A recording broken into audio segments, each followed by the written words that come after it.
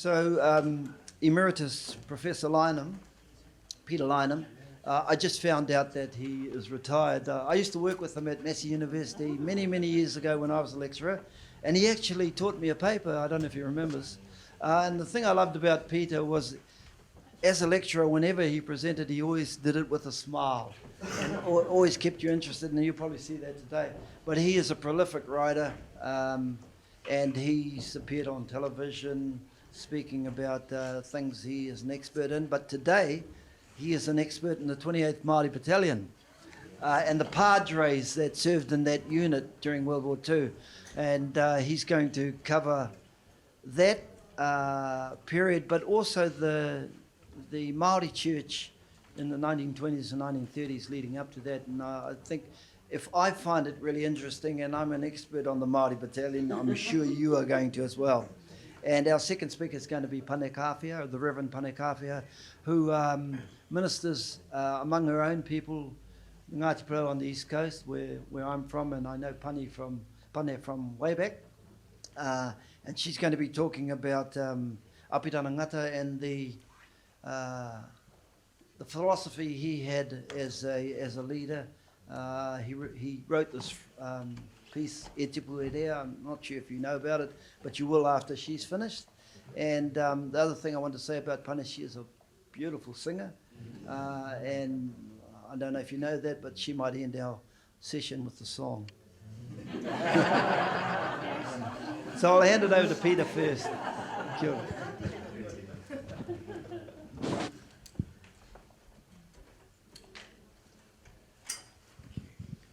Well, kia ora everybody. It's a very interesting puzzle as to why all the chaplains of the Māori Battalion were Anglican. And when you think about it, the state of the Māori Anglican Church was not great in the 20s and 30s. It had been decimated by the impact of Ratana. It had chosen, the bishops of the North Island had chosen to excommunicate Ratana followers, to kick them out of the church. There'd been all sorts of fights that had produced the first bishop of Aotearoa, but this is the man of war without guns, who had no authority and who was cut out of the Diocese of Auckland when Simpkin became bishop in 1940.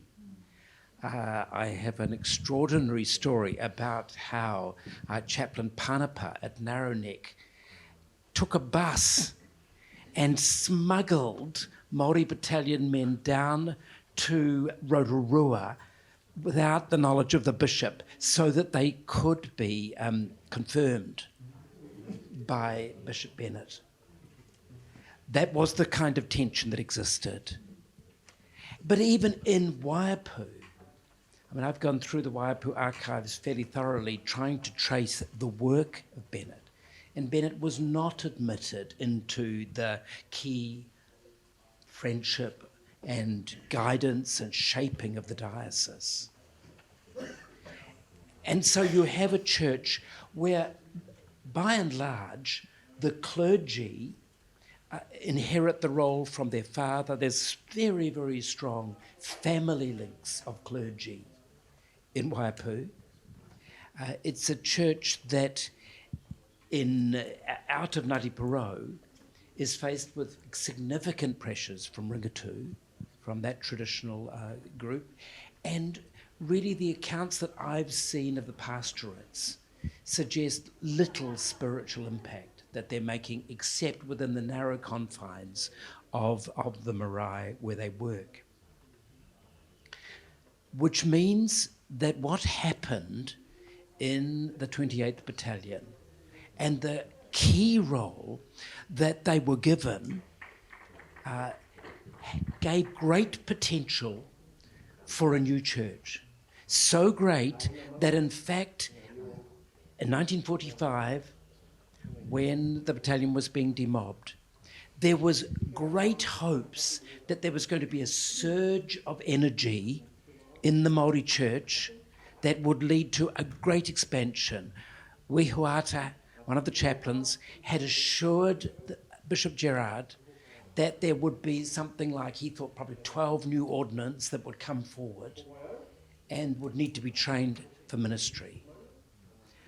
But of course, what in fact happened was the impacts of urbanisation and further struggles of the church. But I want to look at this aspect of a moment of great significance for the Waiapu church and, of course, for the church, the Māori church from throughout New Zealand.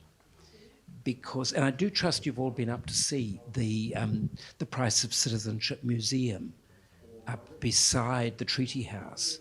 This is a very significant, marvellous museum. I presume, Monty, that you had quite a part to play in its shaping.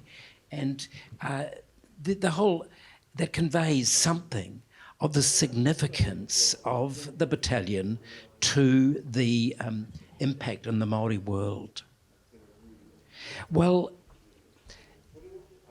one of the reasons why effectively the Māori church, the Anglican Māori church, Te Hāhi Mihinare, provided the clergy for as chaplains, as padres to the battalion, was for a start that Catholics had never ordained a Māori.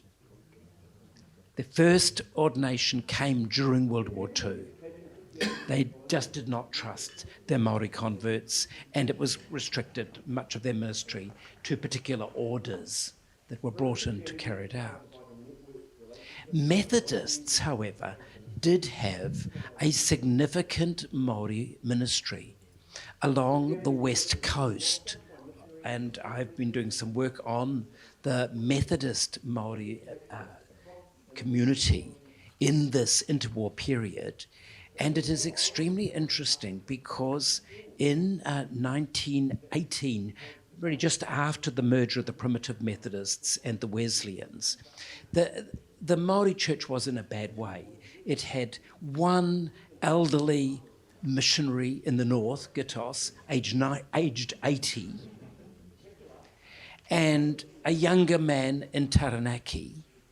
But the key area where the church had been strong before the land wars had been just decimated by the impact of the land wars.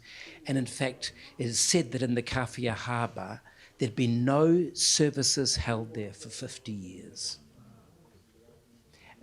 But under former Salvationist who became who headed up the Wesleyan work, or I suppose it was Methodist work, although they really thought of themselves as Wesleyans, gradually a very clever technique was used by the Methodists that they'd employ people who'd been impacted by Ratana, and they would actually bring them back into the church and trust them and pay them a small pittance, which would enable them to service the marae right up and down the coast, and gradually a new work appeared.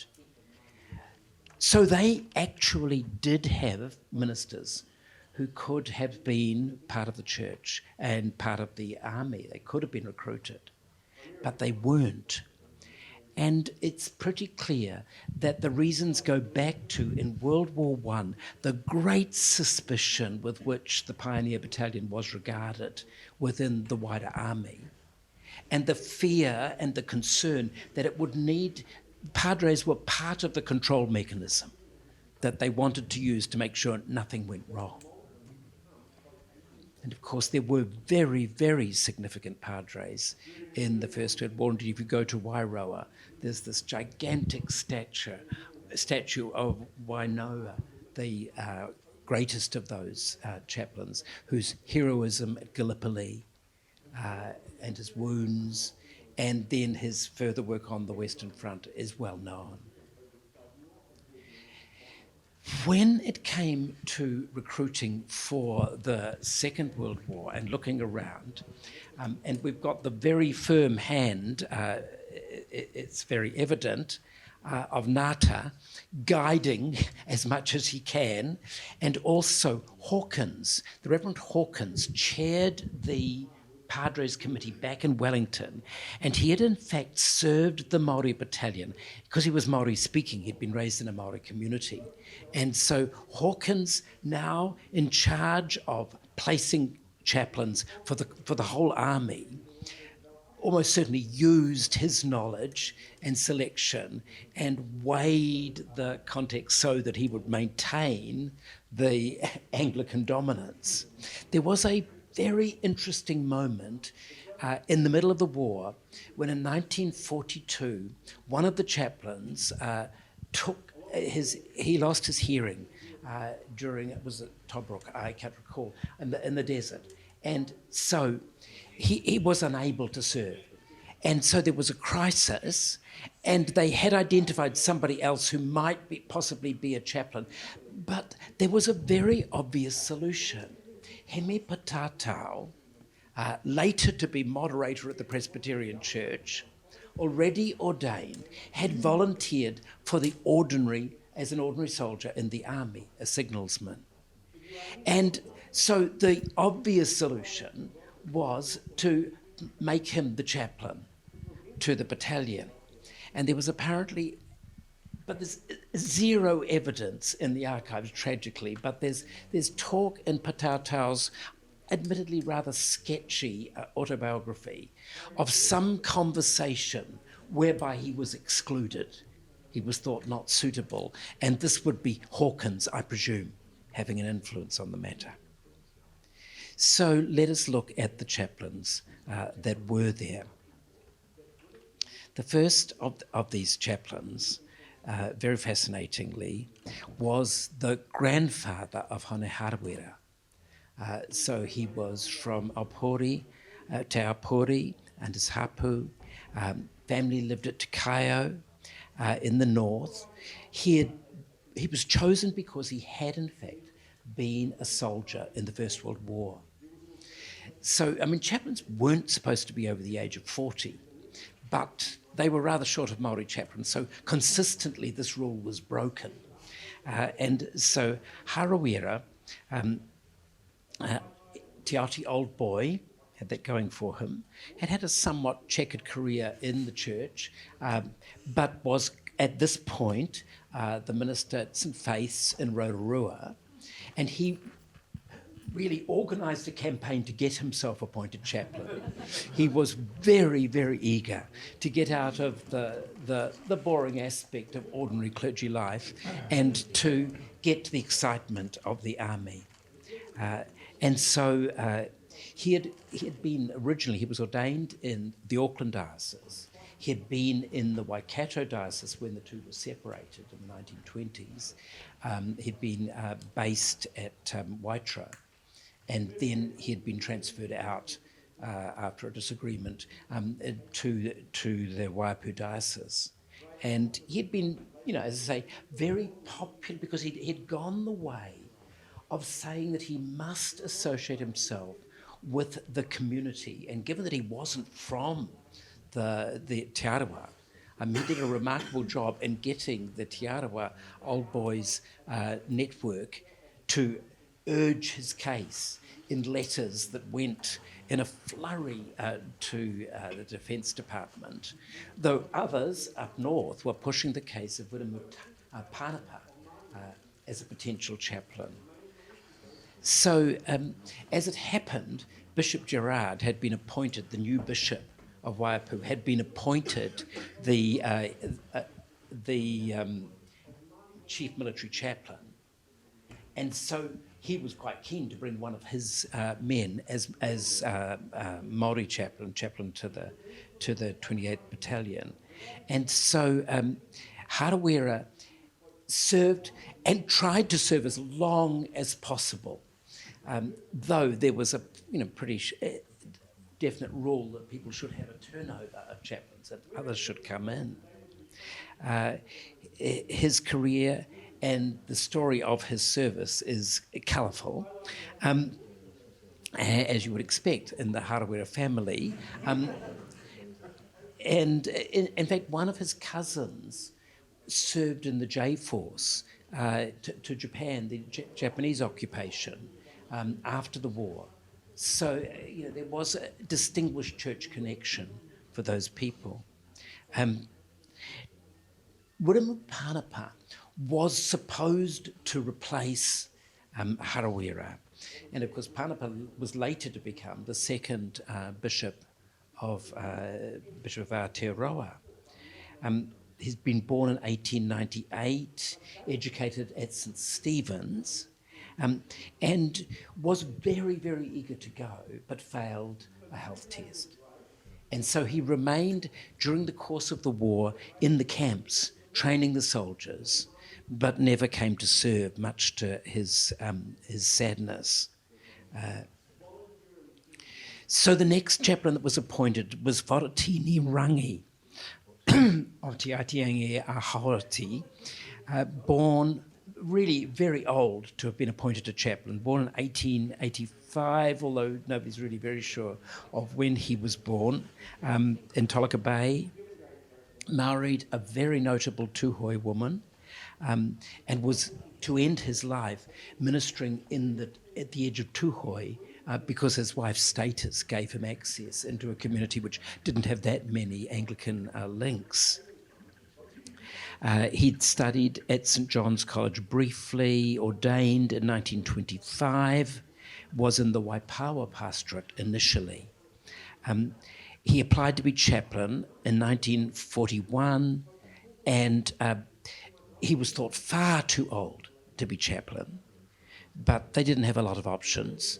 And so eventually he arrived, and he arrived on the night that Lieutenant Colonel Love died, that tragic moment in the history of the battalion. And so he was in the thick of a very, very tense moment for the battalion. He became well liked. He was described as having the face of a New Testament saint and the fire of an Old Testament prophet. It's quite a description. There's a lengthy account written to the Anglican Archbishop in Christchurch about his work. Loved by us all, doing a wonderful work. He seems to have an endless supply of energy. But 3 months later, the shell explodes and he's deaf, hospitalised. He tried to go back to work, but it was obviously a very limited ministry. In his own words, I arrived here somewhere in the middle of summer, thoroughly enjoyed Egyptian sunshine. First 6 weeks in a Māori base unit, worked at the base camp in Egypt is little different from New Zealand. So I quickly got into my stride. In July, I was posted to the 28th Māori Battalion, who were holding position at El Alamein Line. The battalion gave me a wonderful reception, which gave me great heart. In a short time, I'd adapted myself to frontline conditions. In those days, the situation was very critical, and the boys suffered many hardships. In my opinion, their suffering brought them nearer to the love of God, with the result that services which were voluntary were well attended. And he goes on, and I'll explain a bit more about that later. So then came that sort of awkward moment when Patautau had to step in and hold the fort, while rather hastily Ngāti Tunoa Wānoa, who was a private, he was ordained, but he'd volunteered for the army and hadn't been given officer rank. So this was a bit awkward. Chaplains were officers, so he would first have to go through officer training before, the army, like the church, has a very clear sense of ranks. And so it took a little bit of time, and there was some concern because he had 3 sons who were in the army, in the battalion. And, that was really concerning to the officials because of the risk for the whole family. But he was very noted because, when he had been in Papakura training as a private, when there was no chaplain around, he conducted the whole services, and he insisted that the services would be conducted entirely in Māori. And he couldn't care less if a general turned up who knew no Māori. He just said, it's not for you. and went ahead and did it. And that captures something of the flavour of the battalion, I think, very much. But the third and most significant of the chaplains, depending on how you count them, is Wiremu Te Tau Huata, Ngāti Kahanunu, son of a clergyman, Reverend Hemi Huata, who was at Wairoa. Both father and mother were Ngāti Kahanunu. There were other huatas in the battalion, in fact quite a number of them, and it was thought important to have a Ngāti Kahanunu person serving at this point because there needed to be a balance of where people were from in the four companies, that respected the east, west, north and south of the Māori community, and chaplains needed to be seen to be drawn from there. He was very much of that family commitment whereby Anglican clergy, a commitment was being made by his great-grandfather, I think it was, that there would always be clergymen coming from that family. So it was his turn to make this commitment. And he proved a very remarkable man. When he arrived, he immediately made an excellent impression. He was to be awarded the Military Cross for some of his early actions in the battalion.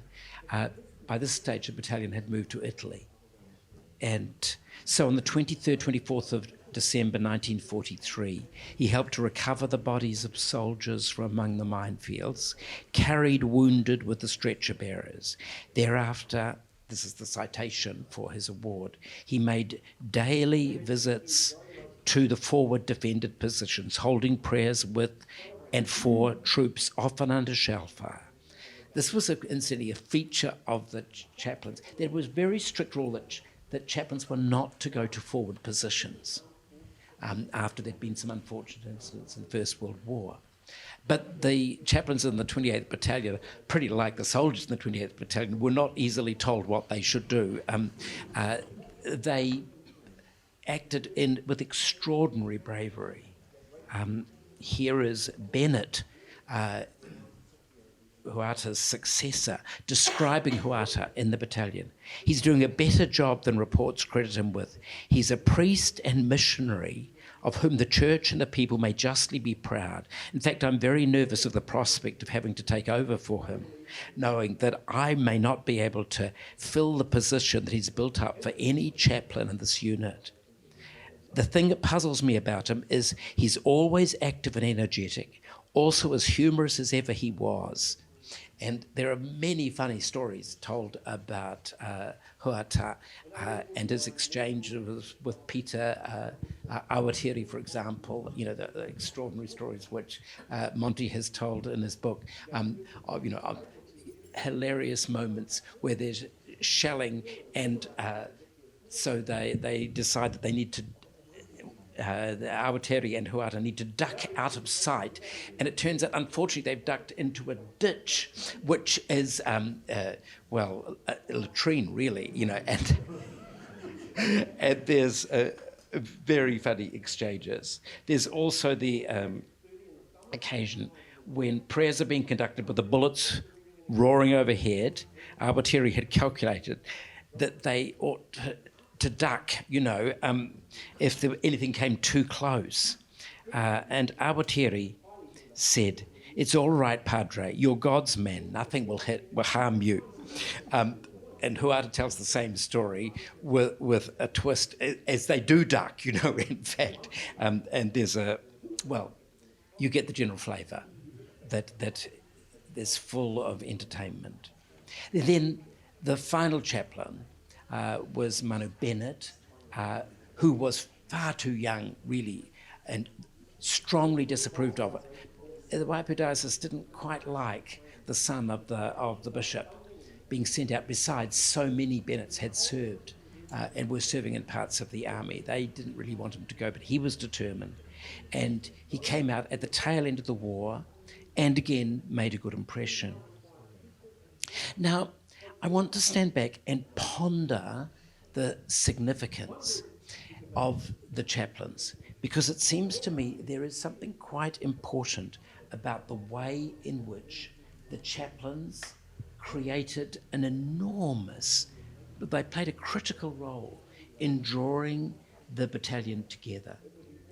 And there was, especially under Huata, an astonishing spirituality that grew up.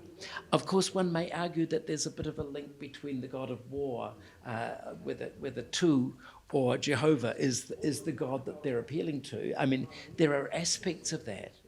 But very clearly, Huata, standing as people go out to the forward positions and praying to every single one as they go through. Huata taking busloads of soldiers to be confirmed by the Bishop, actually the Bishop of Lichfield. And then one bus getting lost on the way, and he having to, insisting to the Bishop of Lichfield he's got to stay until the late busload arrives. There is a good deal of evidence that alongside all the camaraderie and the bravery and perhaps the foolhardiness that was involved in the battalion, there was also a real spiritual tone of prayer and of an earnest desire that somehow they would make it.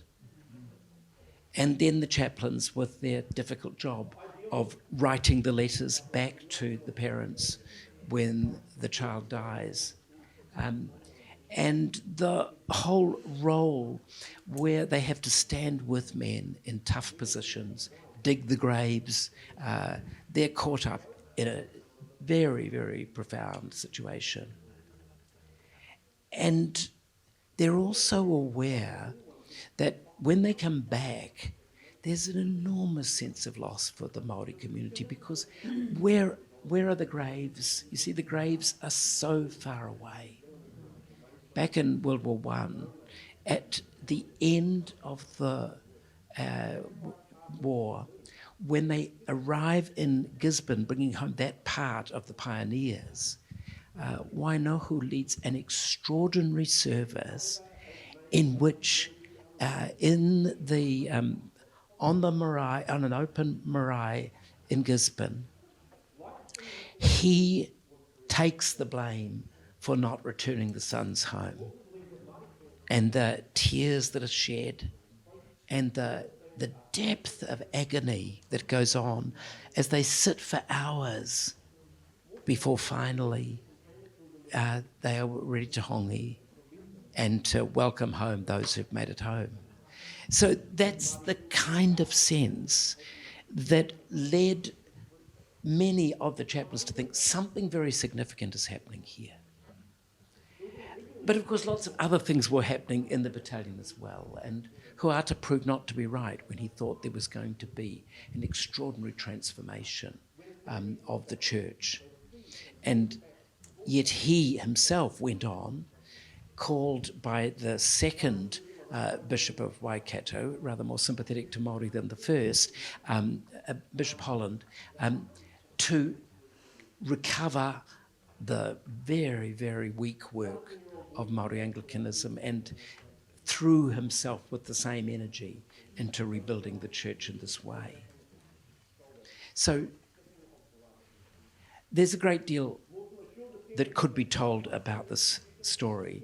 The reflection that I have is that for this point, the community aspect that is so central to Māori spirituality was brought together in the context of the battalion.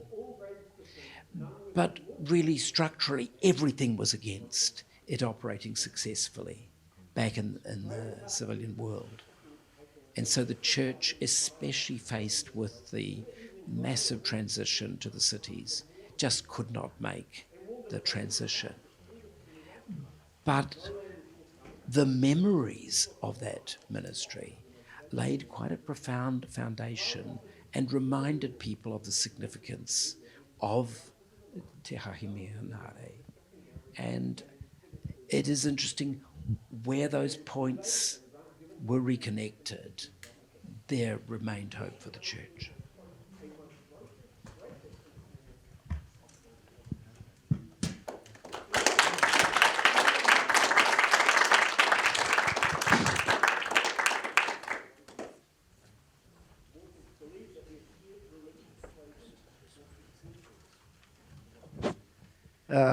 Just a bit of context for anybody who doesn't know about World War II and battalions and what it actually means.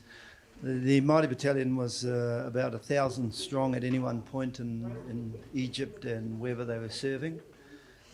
So that one padre was responsible for 1,000 men. Those in Māori camp who were in training to go to the front line, and then those up at the front line. I was listening to Alan Davidson yesterday talk about when the whole concept of the padre being attached to a unit came about. For Māori, the padre is a continuation of the tōnga who went to war with the warriors. And so the idea of being in the front line, right at the front, that was the role of the tōnga, and I guess these padres felt it was their responsibility to be right there, right at the front, and ministering to the men. Where Pia Wainohu, who Peter talked about in the First World War, he was up at Chinook Bear, right, him and Dr. Buck, the medical officer for the Māori contingent, they were called at the time, stuck up there for 2 days. You couldn't get closer to the front, he was there. And he wasn't supposed to be. But for the young Māori soldier to have an older person in the role of a tōnga there with you, it gave you strength and confidence. I was interested when you said, you mentioned the Reverend Gittos, the Methodist minister. I see that the Māori name, his Māori name was Kitohi. And I wondered if Bishop Kito, which that's his name, whether that comes from Gittos. And the other thing I wanted to mention was the humour Peter talked about within the Māori Battalion. Coates, who was the Prime Minister in 1926, I think, he served alongside Māoris in the First World War, and when it came to the creation of the Māori Battalion in the Second World War, he was put on the committee that organised it with Apirana Ngata and the other Māori MPs. And he tried to convince Ngata and the others not to create a separate Māori unit. And they asked him why, and he said, well, I served with them. He said their humour in tough conditions lifts people. It lifted me. And he said it's better to spread them right throughout the New Zealand division so that when we face those hard times, we've got these guys alongside us who seem to laugh at death. Maybe more of that later. But thanks very much, Peter. I was sitting there as a person who's written about the Māori Battalion, seen everything I thought there was to read about it. And I was listening, I think, oh, yeah, that's right. And then I was wondering, how did he get that information? I don't know that. Which is one of the questions I'm going to ask you later, Peter. Where do you get this information from? Thanks very much. And now I'll hand it over to Pane. Reverend Pane Kawhia, but I also forgot to mention that she's presently writing her thesis for Masters in Theology, which I think some of this material that she is about to present is associated with.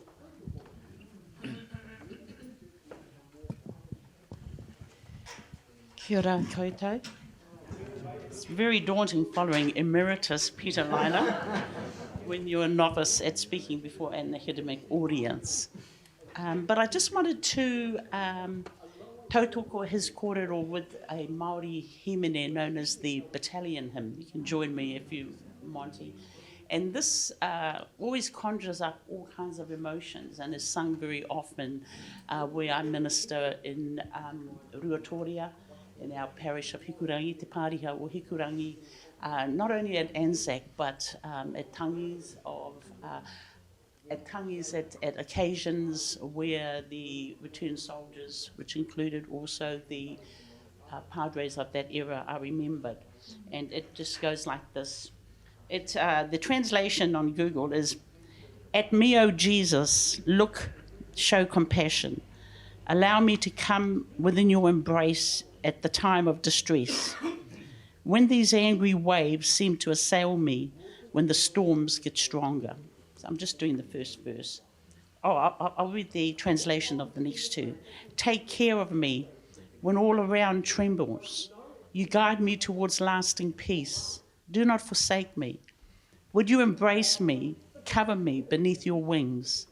There is much abundance of your love. Your strength washes away all evil. Fountain of life, let this water cascade forth and bubble from within me unto the end. Amen. Aue ihu tirohia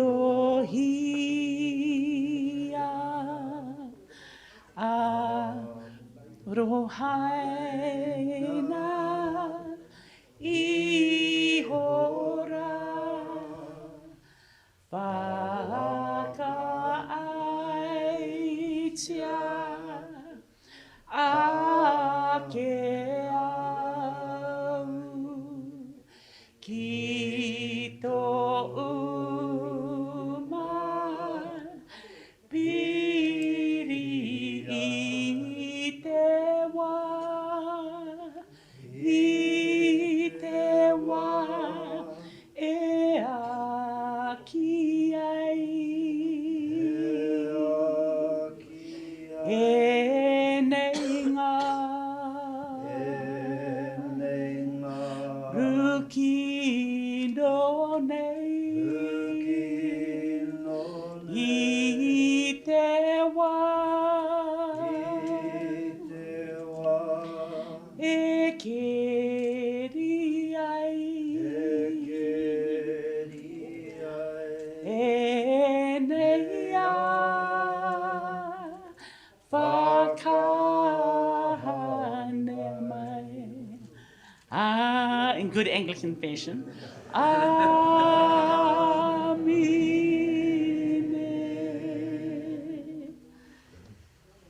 Never ceases to be quite emotive, that hymn. My father went to war. He came back, as did most of my uncles. But so many didn't.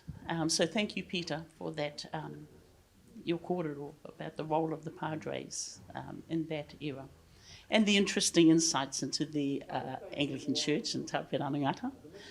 Kia ora koutou, doing this a bit back to front. Ko Pane Kawhia taku ingoa, ko hiru hikurangi te maunga, ko waiapu te awa, ko Ngāti Porou te iwi. As Monty mentioned, I'm doing my Masters of Theology in on the topic of whether Tāpirana's last message, called E Tipu Erea, we know it as E Tipu Erea Ngāti Porou, is a theological statement, and which I believe it is, and therefore does it reflect his theology, his faith, his thinking about the Christian faith, which I believe it does.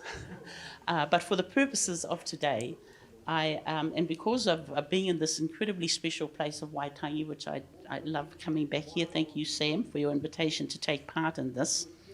I want to see how his life, to speak about his life, his works, and his faith, and which really is all encapsulated in that message of E Tipu Erea, how that contributes to an understanding of a national New Zealand identity in the context of being a bicultural and also a multicultural society, and how these can serve as a reminder to the New Zealand Church to have the mind of Christ in our attitude to how we view, embrace, challenge, and even love the other.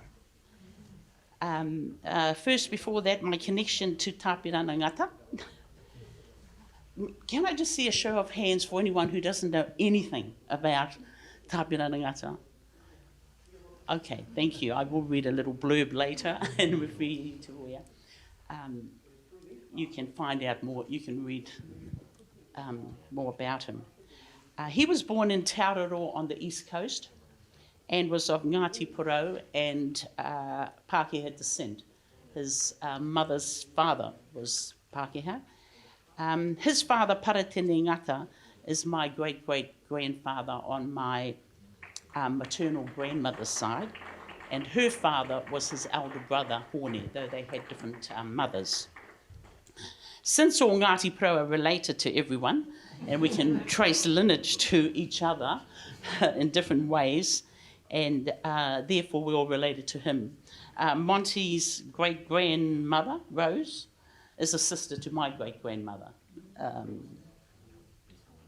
Sarah. And so, see that there, right there, and you can go to great-greats or great-great-greats or great-great-great-greats, and you're still within the Ngāti Porou thing. So I grew up hearing stories about Api, as he was lovingly known by my aunts, my uncles, and grandmothers. I didn't know my grandfathers, who were all very proud of his achievements. I think all of Ngāti Porou were very proud of him. I learned more about him when I attended the college that was established in memory of him, as a tribute to him, Ngata Memorial College in Ruatoria. I spent all my secondary years there. The motto of the college was, of course, E Te Puerea, and this message inspired generations of young Ngāti Porou like myself to pursue what the Pākehā world had to offer, to remember who we were as Ngāti Porou and Māori, but also to have a faith in God, who, as the author of all things, could guide us wherever we were and whenever and whatever we put our hands to. We had, in assemblies on Monday mornings of every week, we recited E Te Puerea. We had a homilies given by our principal. We learned Himene, that Aue Ihu one, and a lot of the songs that were about Apirana. I'll sing one at the end of this, which we still sing today about him. All of those things I learnt at Ngata College, and that message was our daily diet. It was reinforced in us, whether visually through these two big, huge shields that hung above the stage or on the outside of our assembly hall, and the continual linking of that message and how it was relevant to us as we grew up by our principals, by our teachers, and also by our communities. Even when I left school, that message sat in my wairua and was present, and at work, wherever I lived in the world, and in whatever I did, good and not so good. I was baptised and confirmed in the Anglican Church, and at 28 years of age, I came into the fullness of knowing Christ as my saviour. I was confirmed in believing that at 12, but I didn't really understand it till I was 28. So I got baptised again in the river, Waiapu River. Now, almost 40 years later, the message and spirit of E Te Puerea has drawn me back to its, what I would call salvific wisdom and instructions to become the topic of my Masters of Theology, as I mentioned earlier. While Tapirana's life and works are well documented, his faith, his theology, is not. And in my view, it was a very significant part of who he was that underpinned his exemplary, selfless service to ngā iwi Māori, to Ngāti Porou, and to our whole country, actually. I might be a bit biased. You know, a kumara should not speak of its own sweetness. But I think in this case I can, because he was also a brother in Christ. So looking at it from that perspective. But for those of you who've never heard of him, I just quote a brief concluding paragraph in Sorenson's biography of Tapirana in the Dictionary of New Zealand Biography. It's a very condensed paragraph. However, you can read it in full on the website, the Dictionary of New Zealand Biography website. Apirana Ngata made a vital contribution to the revival of the Māori race in the early 20th century. He used his knowledge of the Pākehā world and his professional skills to assist his people to develop and farm their land, while also encouraging them to preserve their culture and maintain their own identity. His intelligence, tact, persistence, and political skill brought him considerable success in this mission. That's a very condensed, biography of the passage about him. But it gives you an idea. Those of you who don't know him or have never heard of him, of what he was known for. There's his work with he's known as the father of the Māori Battalion. He was a carver, he was an artist, he was a, what else, Monty? Tons of things. Songwriter, translator, negotiator, pardon? What's the other words? Politician, some others. There's so many things. It's if you've heard of the teachings on 7 mountains, well, it's like he covered 7 mountains. It wasn't just part of government, it was health, employment, or economic well-being for Māori, right across the board, and of course, politicians. Getting to E Tipuerea, the message of E Tipuerea, he wrote it in a young girl's autograph book in 1949, 8 months before he died. As I said earlier, it contains words of wisdom and instruction which went out from that young girl through her uncle and then through Bishop Panapa and out to, and her name was Rangi Bennett, and she was of Te Arawa and Ngāti Kahungunu descent, and it went out from her to inspire generations of other young Māori, especially from Ngāti Porou. I'll just quote the message in its in Te Reo Māori with an English translation by Bishop Panapa alongside of it. It goes like this. E tipuerea mō ngā rā o tauao. Grow up, O tender youth, and fulfill the needs of your generation. Ko tō ringa ki ngā rākau a te Pākehā hei ara mō tō tinana. Your hands mastering the arts of the Pākehā for your material well-being. Ko tō ngākau ki ngā taonga a o tipuna Māori, hei tiki mō tō māhuna. Your heart cherishing the treasures of your ancestors as a plume for your head. Ko tō wairua ki tō atua, nāna nei ngā mea katoa. Your spirit given to God, the author of all things. The phrase, or the first 4 words, the phrase, e tipuerea, can be found in ancient chants and was actually part of karakia, ancient karakia for baptismal rites, or tohi as they were known, where they exhorted the child, usually of noble descent or noble birth, to grow, to develop, and to fulfill their purpose in life.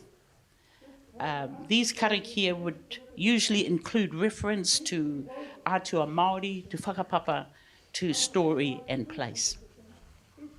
However, the message of Apirana differs in the last line where he urges young Rangi to give her spirit to her God, the author of all things. He takes a line from an ancient karakia, and this is what Justice Joe was talking about the other day with that some of our tipuna did. He took the line from an ancient karakia, but kind of revisioned it, I think that's the right word, with a Christian concept, that of the human spirit joining with the Spirit of God, surrendering to the Spirit of God, and having a two-way relationship with this God who was the author of all things. He was over all things. Nāna nei ngā mea katoa, in contrast to departmental gods which ruled over parts of te taiao, or the environment. Modern commentators such as Orongo Nui Keelan, who is Ngāti Porou, in using E Tipuerea as a framework for a youth development project, believes that his use of those words, your God, in a modern context, should be taken to mean who or whatever you perceive that God to be, since reference to a Christian God had negative connotations, and still has, for many Māori because of its link to colonisation. Since Rangi was the initial recipient of this message, there is no doubt which God Tapirana was referring to. The Bennett whānau were staunch Anglicans. Her grandfather was the first Māori bishop of Aotearoa, the Right Reverend Frederick Augustus Bennett. And she was being raised in the Christian faith. So her God was the Christian God. Interestingly, Keelan believed that anyone who uses e tipu e rea should always remember who it was written for, and that it should always reflect the fullness of Tapirana. I was interested that she transgresses her own belief. Yeah. So one could deduce that Tapirana meant that through her God, young Rangi could have the strongest source of spiritual wisdom and guidance in her life to take the best of Te Ao Māori and Te Ao Pākehā and to contribute to and flourish in both worlds. Certainly education, the gaining of skills from the Pākehā world and the treasures of her Māori identity were the most important practical components of the message. But the spiritual component, that third component, was equally important in my view. Tapirana valued, he wasn't perfect by the way, but sometimes you think that he was in some of the ways that, because he was such a hero in our lives growing up. But I knew, I've come to know that there were flaws, like us all. Tapirana valued personal integrity, good character and conduct. He lived a life of sacrifice, hard work and discipline, and these were most likely instilled in him through his Christian upbringing, especially by his birth father, Paratene, my great-grandfather, his whāngai father, Rapata Wahawaha, Ngāti Porou's most famous warrior, who Monty wrote about in your master's thesis or PhD? PhD, yeah. And others of his whānau. And also later through Samuel Williams, the founder and benefactor of Te Aute College, Whanaunga, Kia Sam, and John Thornton, the principal of the college in young Apirana's time. They were both from missionary backgrounds, and it was them actually who encouraged the likes of young Apirana, Turi Carroll, Peter Buck, and Maui Pomare to pursue the welfare of their people over their own individual success. My goodness, it is really nerve-wracking with historians in the room, the calibre of these gentlemen here, as I'm relating these facts, and I'm thinking, I hope I've got this right. Since many Māori had turned to Christianity and most Pākehā were already Christianised, this faith seemed to serve as a bridge over the racial, cultural, socio-economic and political divide. And I do wonder if this was Tapirana's platform from which to confidently and persistently challenge those Pākehā with racist attitudes and the policies that were implemented at governmental level and other levels, also in the church. Yes, very much in the church, as it called for accountability from all who adhered to it, not only Pākehā, but also Māori. I want to move now to Tapirana and race relations. This is sort of some new stuff that I discovered as I've been doing this research for the past year. I've got another year to go, so I could be wrong, and next year I'll be changing my tune. But before I go into his views on race relations and moving towards how can his life contribute to a bicultural and multicultural society, I just want to draw your attention to three symbols which have always spoken to me whenever I've come to the treaty grounds. The first two being the treaty house and the wharenui. And, golly gosh, excuse me. First of all, the treaty house. and the wharenui are quite different architecture. One is compartmentalised. It has a room for different functions. It's the kitchen to cook in, the bedroom to sleep in, the lounge and reception room to entertain. And then there's the whare, so it's very public, and very private,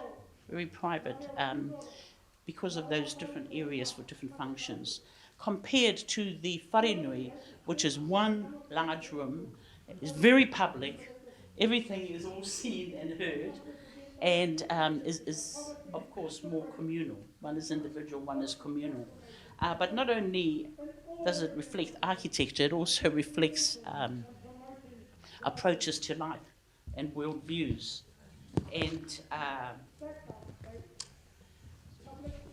I remember when I first came to Waitangi and seeing those things. There is a third symbol. I'm not going to get to that one until much later as I end. And it caused me to consider the differences in these two peoples who live alongside of each other. And no wonder we've had issues, because they're quite different. They are quite different. The public and the private, the communal and the individual, the holistic and the separate. Neither are wrong, they're just different. How can they exist alongside each other? How can they, does one always have to be over the other? Can they walk alongside of each other? And that's something that I'm sort of hoping to address as I go through this. Back to Apirana, in terms of race relations, he saw himself as Ngāti Porou, as Māori, and as a New Zealander. He believed in fostering better relationships with Pākehā, but in a letter he wrote to Mick Rorohiko Jones in 1942, his friend and colleague, he didn't pay as much attention to the words of politicians, the press, the church, or anyone else as he did to their attitudes and actions. He was committed to confronting racist attitudes and unjust policies at any level. Yet he declared on many occasions that the grievances he often championed were but squabbles within the family circle. Despite the challenges, frustrations, and disappointments that came with these squabbles, and there were successes, he saw Māori and Pākehā as family, as whānau. He went on to write in a letter to his friend, that same letter he went on to write, I need to put this up to my eyes.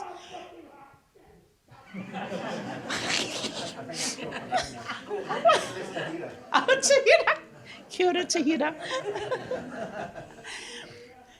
Yet one, this is what he wrote, yet one can put up a lifetime fight on the worthwhile issues, he's talking about Pākehā, and not fail to admire, respect, and even love the Pākehā we scrap with. His heroes are ours, his roamings and battles, his fight for democracy, even his efforts to square shady deeds with what he deems his conscience, these also we have appropriated. Sissons, in his article on the post-assimilationist thought of Sir Apirana Ngata, discusses the contradictions Ngata had to grapple with in paving the way ahead for Māori in his time. Assimilation or retention of a unique Māori identity. Individualism or tribalism. Individual economic well-being or tribal economic well-being. A capitalist society or tribalist society. Sissons goes on to discuss the 1934 Commission of Inquiry into the Native Department and Apirana's performance as the minister of that department, but went into what Sissons believed was the real issue the Commission had with Apirana when the chairman began questioning him on his stance on Europeanisation.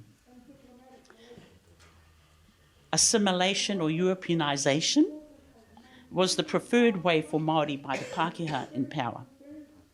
But by then Ngata had formulated an alternative policy. And he had been on this journey of grappling with these issues, these contradictions. And so at this point here, he was heading towards amalgamation of the races, where each could retain who they were, but they could also choose. So where both ways of being could be held up for Māori to choose from.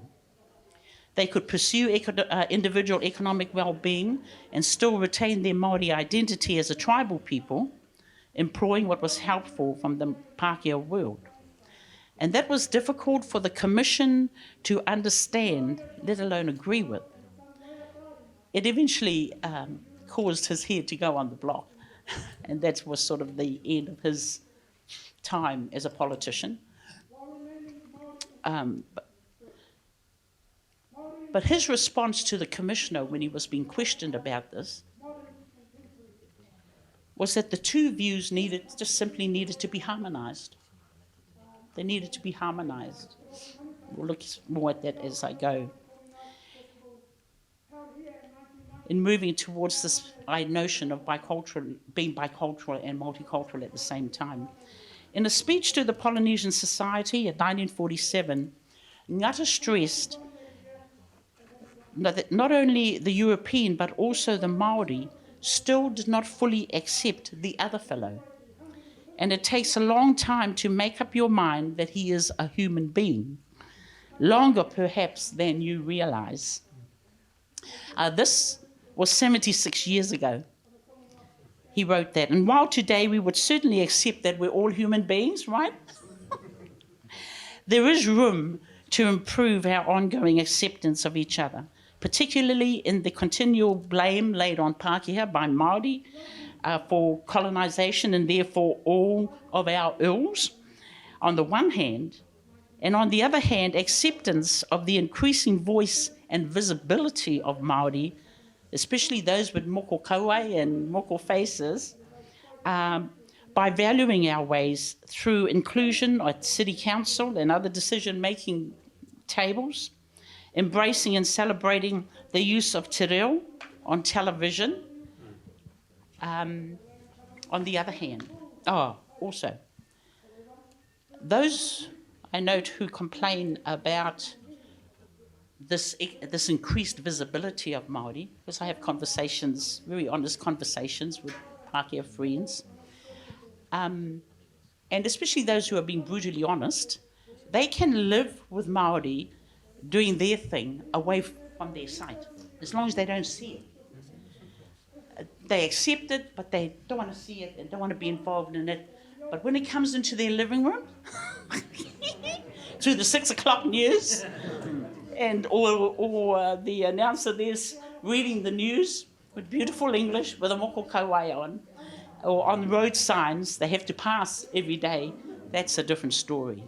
It's getting closer, and I think that you can attribute the increasing unsettled Pākehā position. These things are pressing those buttons. We're becoming more visible. We're not just the haka and hangi and humour, or that, the things that is pulled out whenever you want to promote New Zealand as New Zealand culture. I've often heard the question, why can't we all be the same, like the good old days? Well, we aren't the same, and they weren't good old days for everyone. And it's okay. That increased voice and visibility is showing we're not the same. And it is okay. We are not where we want to be, but boy, we are not where we were. And we can be grateful in part to Apirana's life and works and his faith to believe that things could change. And so we need to hold on to that faith that things will get better. Future generations are going to work out a lot more, a lot more than others. Someone can tell me when my time's up, please. And I'll go faster, okay. So So in considering the contradiction of being a bicultural and at the same time a multicultural nation, if we take Apirana's thinking, the two views need to be harmonized, as with all the other contradictions he had to grapple with. Now, for someone who is monocultural, being both bi and multicultural is beyond understanding and seems almost an impossibility. How can you do both? Surely one has to give into the other, which usually means the majority becomes the dominant way, and usually that's where the power sits. But if someone is bi or multicultural, it is the norm to be straddling two or more ways of being, two or more ways of perceiving the world, having obligations to two or more worlds. The notion of being bicultural and multicultural is very possible, and a lot of us live it every day. It is far easier for the person to be accepting of difference. Go Te Hira. Wow. We could easily despair at our situation, or we can give ourselves to celebrate our uniqueness in the world, and that becomes our vision to how we want our country to be. A New Zealand built on the foundations of the best of the Pākehā way and the best of the Māori way can make far better room for other cultures to come here and feel at home, because they will identify with one or the other. As Hui Tauro, an ex-race relations conciliator, said, biculturalism will always be good for multiculturalism, as tikanga Māori makes room for all people. It doesn't discriminate. Women may feel like that when you're in a pōhiri, but as a woman from inside the culture, I don't have a problem with that. Imagine what an outstanding example we could model to the world, just as Justice Joe alluded to the other day in his address. Morna Mitchell, in her thesis on emergent Māori experiences of education, employment transition, uses their tipueria as a means through which to understand the complexities that Māori have to live with alongside Pākehā. She poses a way forward for bridging cultural differences with Pākehā through negotiated worldviews and the creation of a symbolic space wherein the relationship they enter into is one of equal distribution of power and the means to mediate. She adds that when power is taken out of the equation, there is potential for social interaction, and with it, a process of mutual and creative misunderstanding. Social and environmental historian Richard White suggests that in this process of a mutual and creative misunderstanding, the potential for new knowledge can be generated. While there is also huge potential for misunderstanding, it can be transformative potential where history can be reimagined in the spaces created from this connection according to the development of protocols of encounter between both parties. I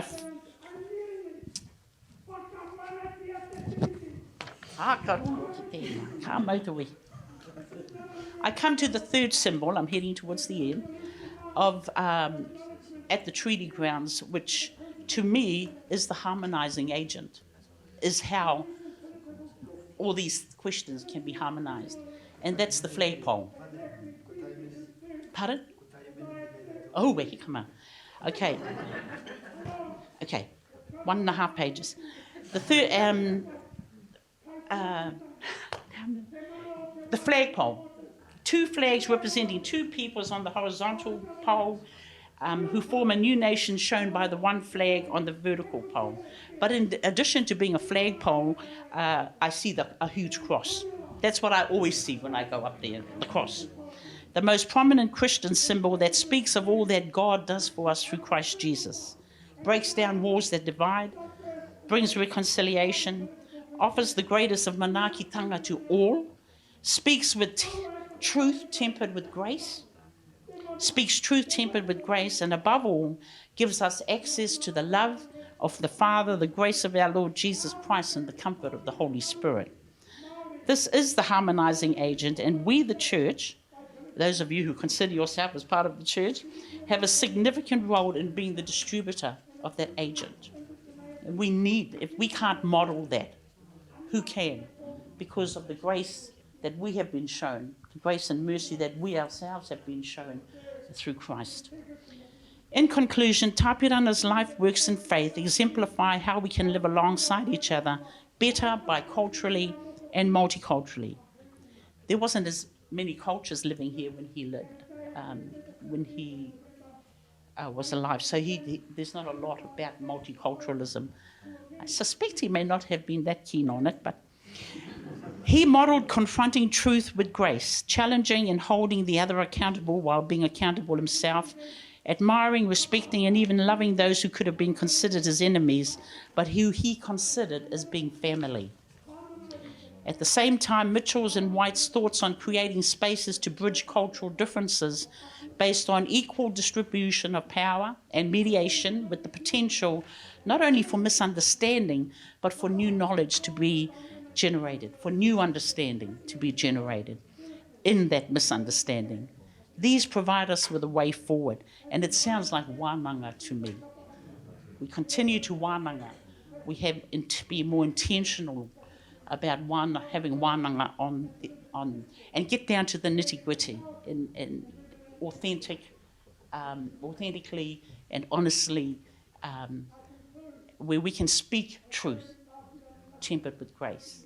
Yeah. Praise God. So kia haere tonu a tātou wānanga. Let us continue. I won't sing a song now because that was my time. Sorry, Monty. Apologies.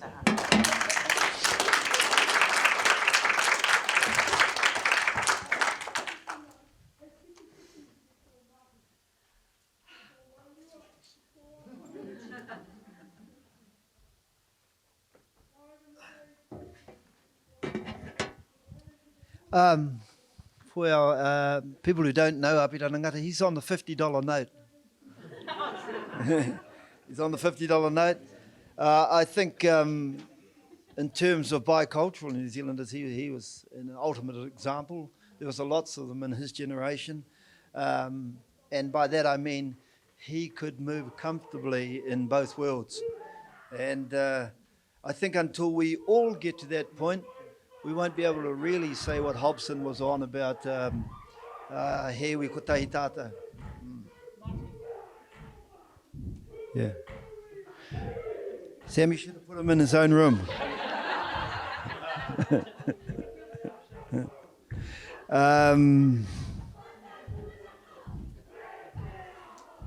In 1940, up here on the treaty grounds, Apirana Ngata gave a speech, an assessment of how far he felt New Zealand had come over 100 years.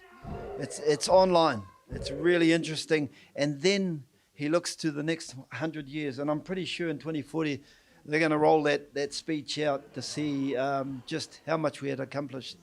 So that's online as well. But thanks very much, Pane. Insights from somebody whose parents knew him personally. We're going to have some questions now, and that's a bit high to sit on, don't it? You might want to stand up here. I'll start the ball rolling. We've got about 15 minutes, and then if you have a question, you're welcome to ask it. But I'll start with Peter, because I was really interested in how he got this information that he was able to share with us. As a historian, you know, we always like to know where new resources are. So, how, Peter? Well, of course, there's the files that you would know well of the in the Army files in New Zealand, Archives New Zealand, but specifically there were files set aside for chaplaincy, and not Māori chaplaincy, but chaplaincy in general. And they, curiously, the World War I files were left open, and there's a bit about chaplains who served in the interwar years, and then they are resumed in the Second World War. But the most useful files I found were the Anglican Church's central archives. There were files kept on chaplaincy by Herbert Hawkins.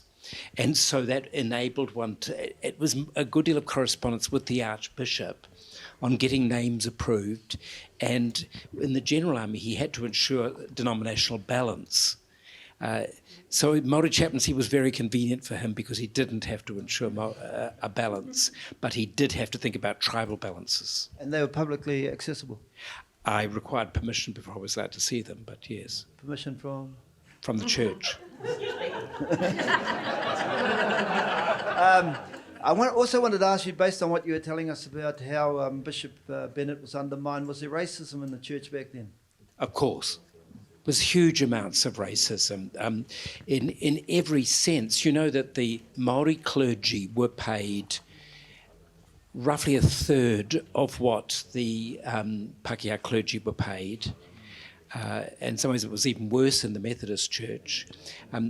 So there was one ordination, but their conditions in the Māori pastorates were very, very poor. And that's why a number of the chaplains after the war, because they got used to the identical pay in World War II as their European equivalents, they found it really very difficult to go back, and some then went on into government department work where they were treated with the respect they'd come to assume. Which leads me to Pane, and I don't know if it was mentioned, but Pane is in a long line of ministers. Somebody was saying yesterday how our ministers today, it's a family, it's in the family lineage. It goes right back to the first minister in our area, Rāniera Kawhia, comes down there. But I wanted to ask if that's so, is there racism still in the church? Well, I'm not paid. So in terms of minitai iwi like myself, who are seen as working among the people, we are not paid. But it is known, and attempts are being made to rectify that, and I probably won't see that in my lifetime. But our whānau pay us whenever we go and do tangi unveilings. That's how it's not enough to live on, but, all I can say is God provides, He really does. And I'm now on superannuation, so that's really hard.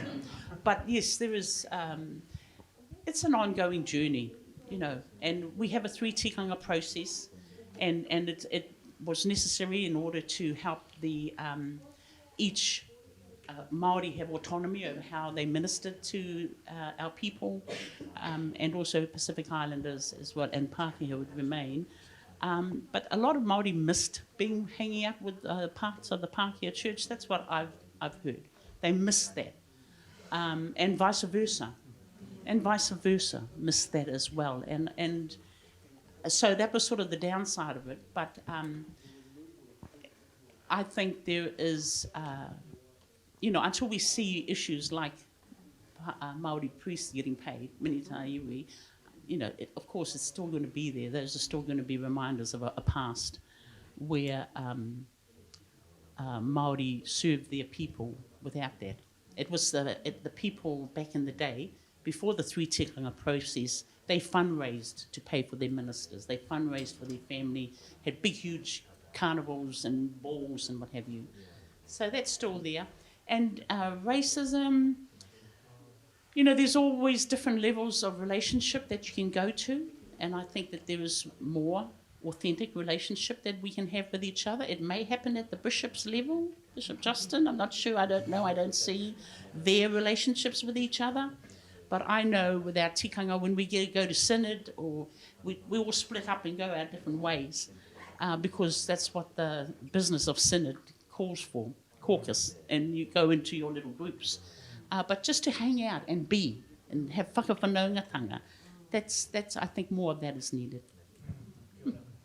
Interesting, at a tangi, listening to Pane, after a tangi, a family will sit down to pay the bills.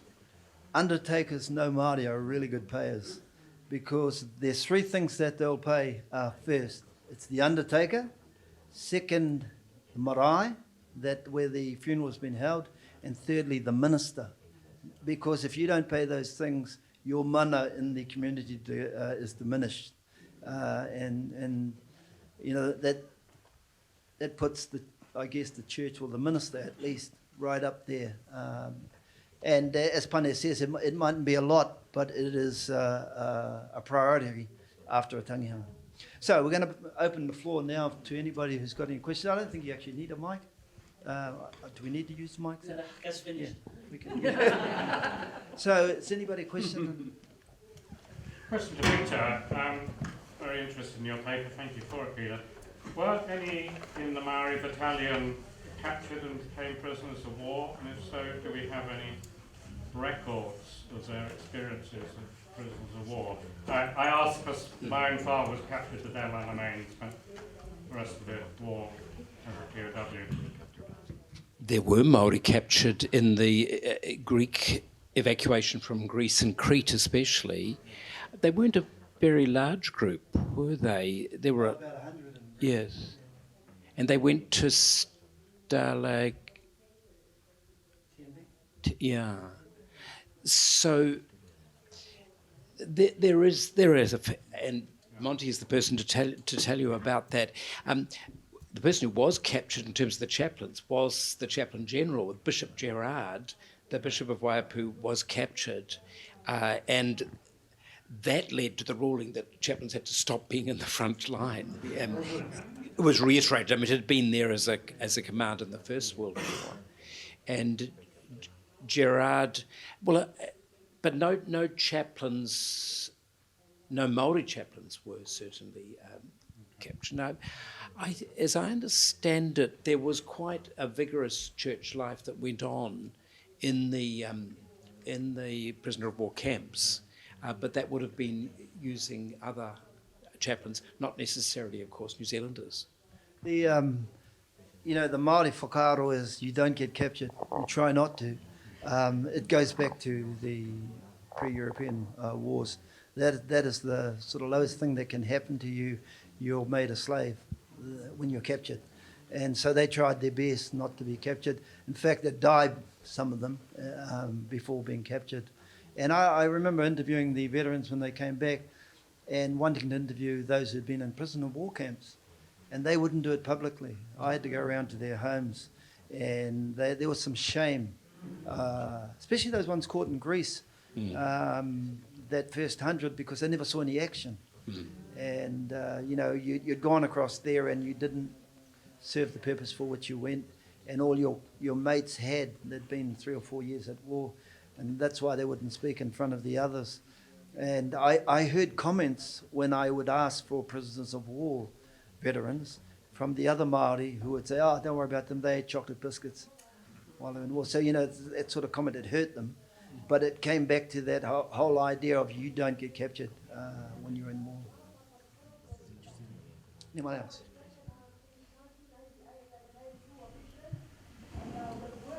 Kia ora koutou, katoa ki te mihi atu kia koutou mō o koutou kōrero I tēnā ata. I just wanted to stand and mihi to you because I've found it very strangely emotional listening to the stories of the elders.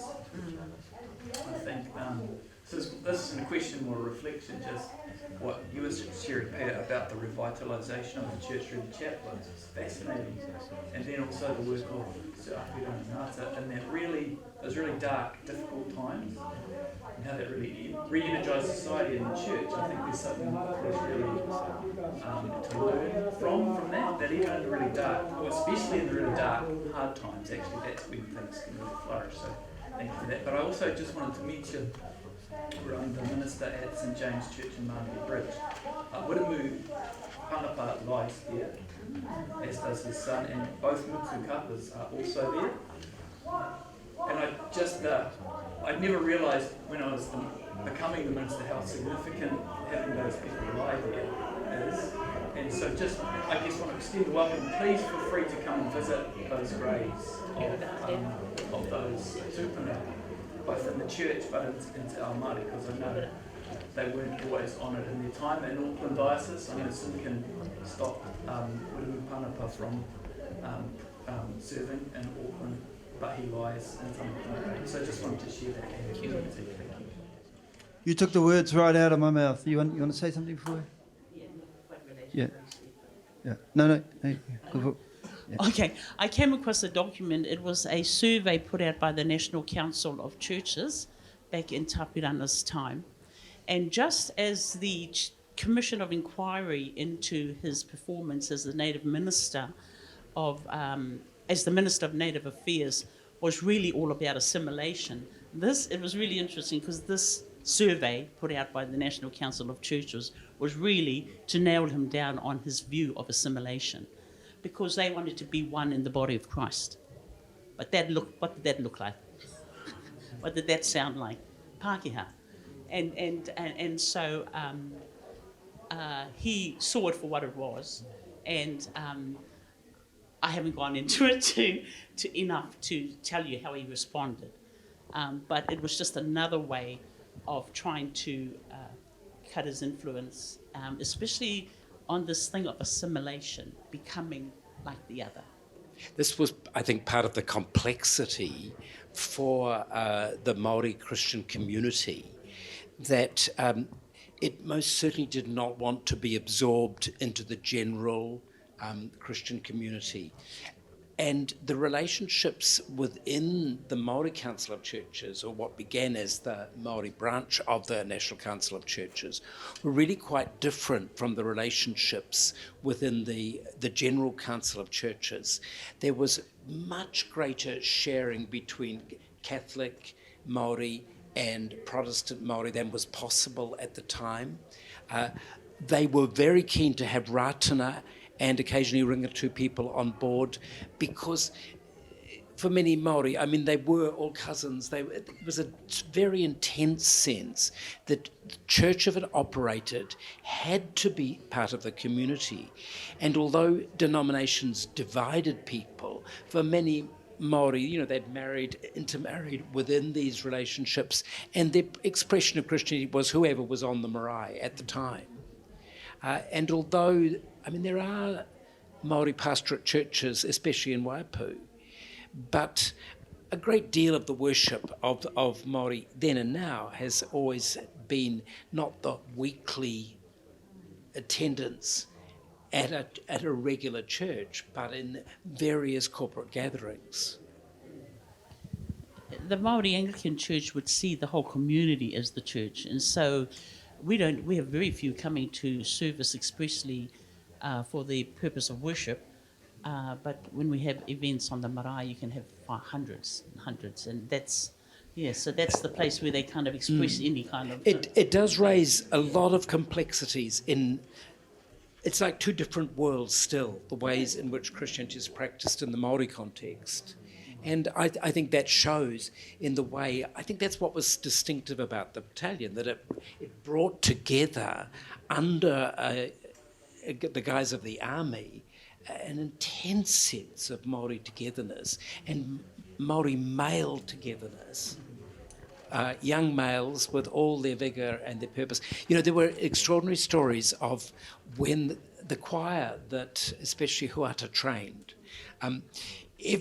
because there are the compulsory church parades, and then there were the voluntary services. And compulsory church parades were terrible, terrible events, because most people didn't want to be there, and there was, they were lined up, they had to stand at ease, and then they were marched out.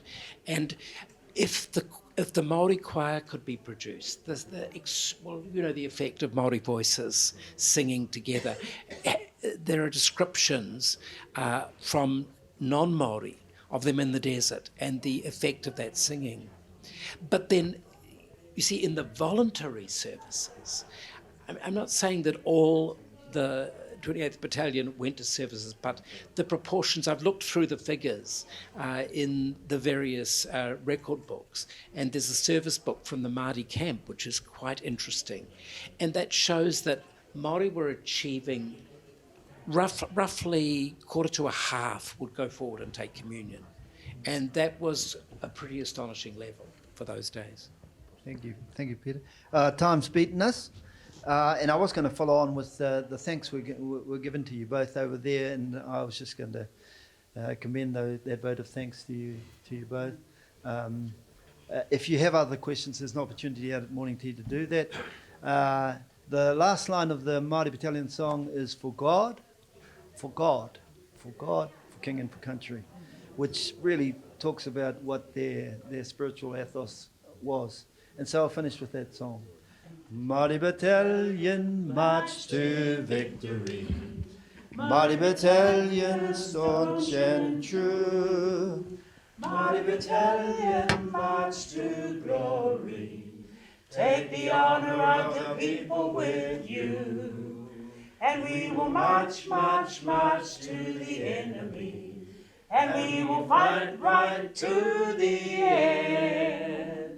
For God, for King, and for country. Oh, ake ake kia kahae. Kia ora tātou.